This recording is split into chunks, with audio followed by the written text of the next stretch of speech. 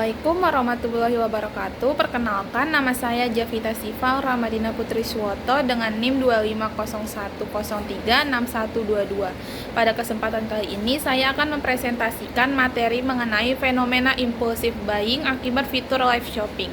Selanjutnya adalah latar belakang dari fenomena impulsive buying akibat fitur live shopping. Perkembangan teknologi digital dan e-commerce saat ini semakin pesat. Masyarakat menjadi lebih mudah melakukan aktivitas belanja secara online hanya melalui smartphone. Saat ini banyak platform belanja online seperti TikTok Shop, Shopee Live, dan juga Tokopedia Play menghadirkan fitur live shopping yang memungkinkan penjual untuk mempromosikan produknya secara langsung kepada konsumen. Melalui fitur ini, konsumen tersebut dapat melihat produk secara real time, bertanya langsung kepada penjual, serta memperoleh berbagai promo menarik seperti diskon dan juga flash sale. Namun, kondisi ini juga membuat banyak konsumen tertarik membeli barang secara spontan tanpa mempertimbangkan kebutuhannya terlebih dahulu.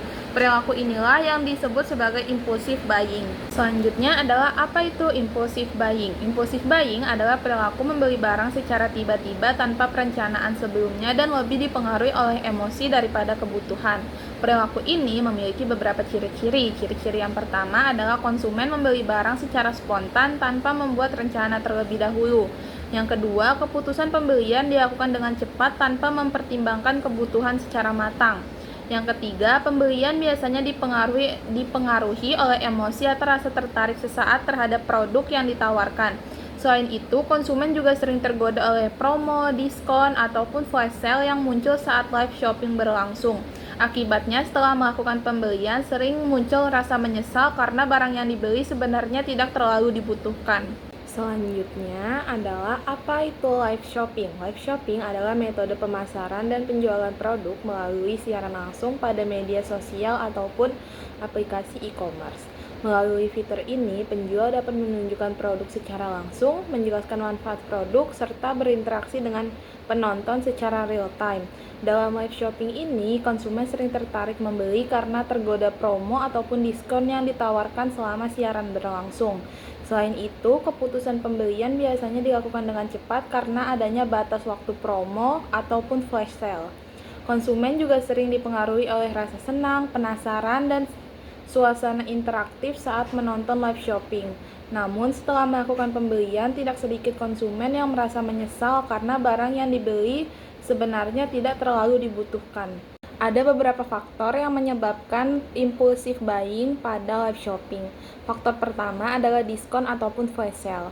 Adanya potongan harga, cashback, dan promo terbatas membuat konsumen tertarik untuk segera membeli barang karena merasa mendapat keuntungan lebih murah dibandingkan dengan harga normal. Faktor kedua adalah FOMO atau Fear of Missing Out. Konsumen merasa takut ketinggalan promo, kehabisan stok, ataupun tidak mengikuti tren yang sedang viral. Perasaan ini membuat seseorang melakukan pembelian secara spontan tanpa mempertimbangkan kebutuhan terlebih dahulu.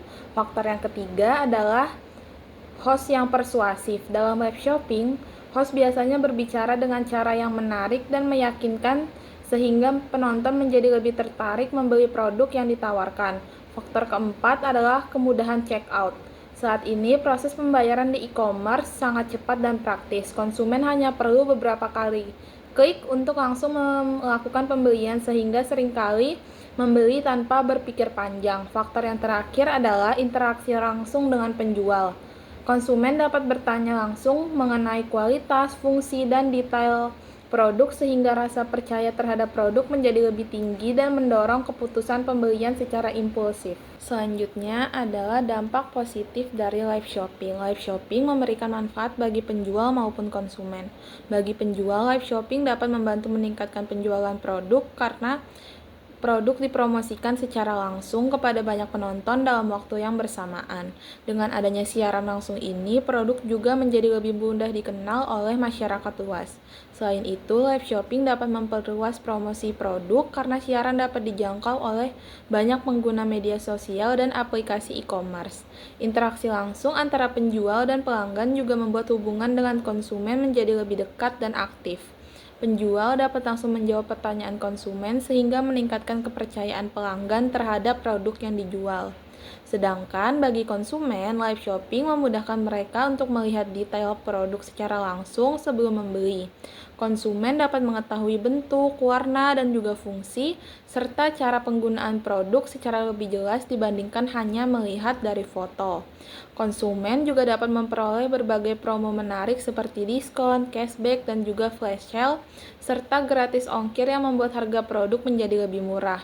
Selain itu, pengalaman belanja menjadi lebih interaktif dan menyenangkan karena konsumen dapat berkomunikasi secara langsung dengan penjual selama live itu berlangsung. Selain memiliki dampak positif, live shopping juga memiliki beberapa dampak negatif bagi penjual maupun konsumen.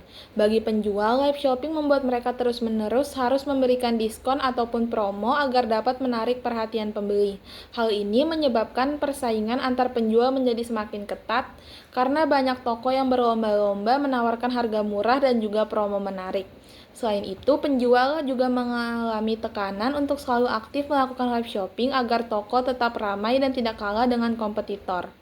Jika produk yang diterima konsumen tidak sesuai dengan yang ditampilkan saat live, maka resiko komplain dan juga ulasan negatif dari pelanggan akan meningkat. Sedangkan bagi konsumen, live shopping dapat membuat seseorang menjadi lebih konsumtif dan sering membeli barang yang sebenarnya tidak terlalu dibutuhkan. Banyak konsumen tergoda oleh promo, diskon, dan suasana live yang interaktif, sehingga mereka melakukan pembelian secara spontan. Jika dilakukan terus-menerus, hal ini dapat menyebabkan pemborosan dan kesulitan dalam mengatur keuangan. Selain itu, setelah berbelanja, konsumen sering merasa menyesal karena barang yang dibeli ternyata kurang bermanfaat atau jarang digunakan.